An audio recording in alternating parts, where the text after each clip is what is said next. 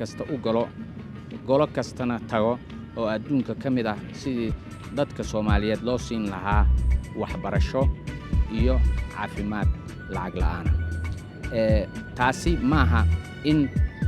Soomaaliya aysan ayadu waxba ka dhiiban kareynin lacagta lagu bixin doono waxaan ballan qaadayaa in markaanu diyaarinayna canshuurta in canshuuraha guryaha in laga bixin doono waxbarashada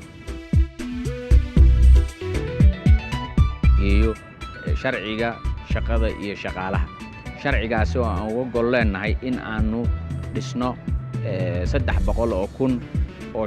shaqo ah u suubino dhalinyarada Soomaaliyeed oo daadooda u dhaxayso 18 ilaa 43 sababtu waxay tahay haddaan shaqo la helin nabad la heli mayo waxa jirta wadankeenu waa hodan waxaanu leenahay xoolo waxaanu leenahay beero waxaanu leenahay kalluun laakiin waxaas oo dhan waxay u baahan yihiin kaabayaasha in laga dhiso si shaqo ugu suubiyaan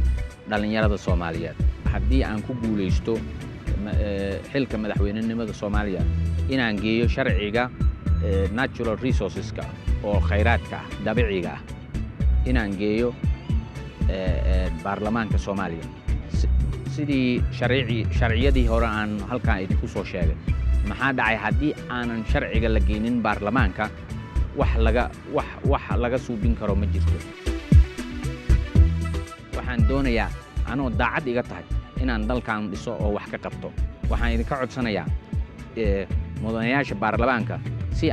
si inaan wada shaqeyno si loo dhiso Soomaaliya ayaan ka codsanayaa waxaan idin rajaynayaa khayr barwaaqo iyo bashbash mahadsanidin